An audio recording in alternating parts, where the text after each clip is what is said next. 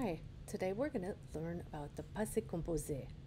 I'm going to go through really quickly to make the length of the video not too long, but that means you're going to need to hit the space bar, which pauses the video, to digest information and ideally to take notes. There's no way you're going to learn all of this by just being a passive learner. You do need to take notes and you do need to work on memorizing. So, let's talk about the passé composé. We use the passé composé to talk about the past. It answers the question, what happened?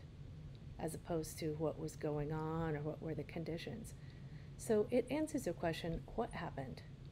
So the first thing we should do is listen to the difference in the pronunciation of these ER verbs in the present tense and in the passé composé. Je marche, j'ai marché. J'oublie, j'ai oublié. Je parle, j'ai parlé. So these are ER verbs. What about some IR verbs? Je finis, oops.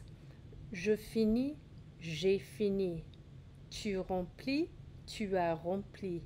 Il grossit, il a grossi.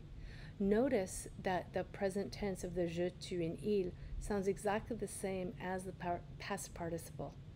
But you notice with je finis and j'ai fini, the je versus j'ai.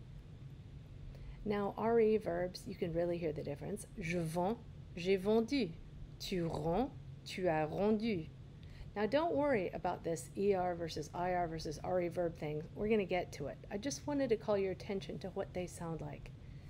So, when I teach the passé composé, I like people to think of three parts. And first of all, the word composé means composed of more than one thing. You have une salade, which is just lettuce, and une salade composée, which has other things in it, like tomatoes and carrots and corn or whatever. Okay, and the passé composé consists of a noun or a pronoun, an auxiliary verb, and a past participle. And fair enough if you're going, huh? Okay, so what I mean with this, I'm about to explain, but for reference, let's just think about the present tense. We use a noun or pronoun and a conjugated verb, like Jean regarde, Isabella pense, vous mangez, ils finissent. And remember, back here with the passé composé, we have three parts. All right? So we have the noun or the pronoun, we have an auxiliary verb, avoir, and then we have the past participle.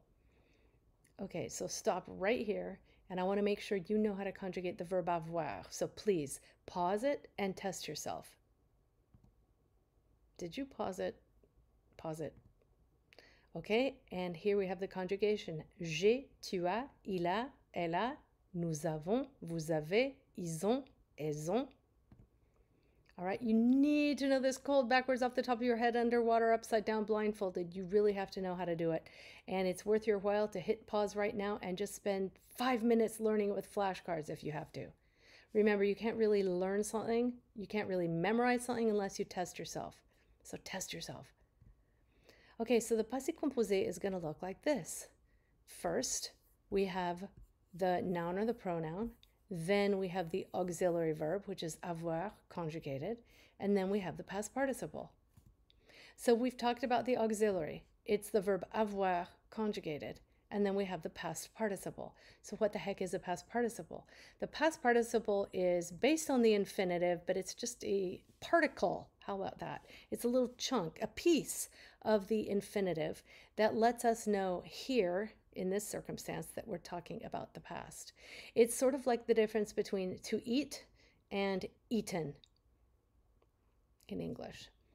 Okay, so how do we form regular past participles? Well, we chop off the ER and replace it with E. We chop off the IR for an IR verb and replace it with I. And if it's an RE verb, we chop off the RE and we replace it with U. Here's another way of looking at it. Please press pause and write this down. And with regard to ER verbs, there are a lot of homophones. So let's talk about it. These three words at the top next to the ear all sound the same. Regardez, regardez, regardez. And the ER and the EZ and the E all sound alike. They sound like this. E, E, E. So why don't you try making a present tense verb into the passé composé? Change je regarde to the passé composé. Hit pause and try it yourself. That's right. J'ai regardé. J'ai regardé. That's the noun or the pronoun. That's avoir conjugated for je. And that's the past participle of regarder, right? We chopped off the ER and replaced it with e. So now try another one. Change tu travailles to the passé composé. Hit pause and do it. Okay, tu as travaillé. Good. Tu as travaillé. So we have the noun or the pronoun, avoir conjugated for je, and the past participle of travailler.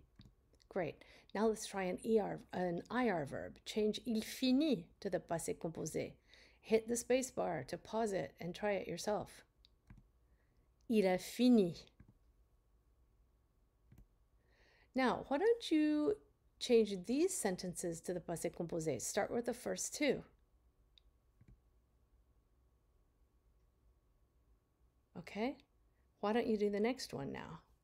Hit pause, remember. Okay, and let's try the rest. Hit pause while you try. Oh, I guess I wasn't going to give you the answer. So if you are getting everything right, go on, keep on working through this slideshow. But if you've gotten anything wrong, go back and review, please. So let's finish.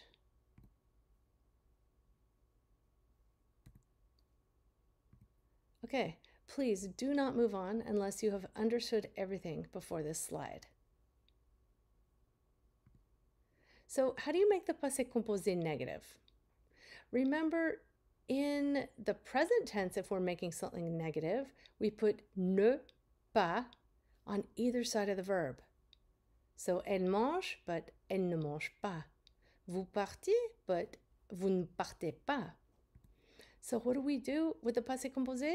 We put ne pas around the auxiliary verb.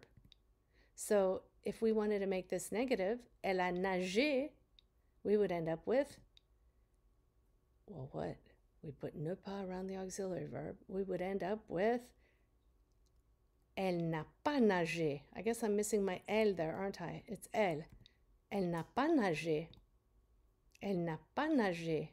And why is it an apostrophe if we've been talking about ne pas? Well, remember that ne plus a vowel or H becomes an apostrophe.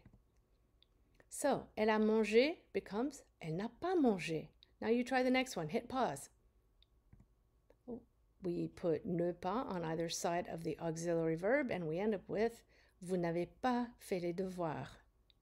That's the end of part 1. Thanks for listening. Stay tuned for part 2 and part 3.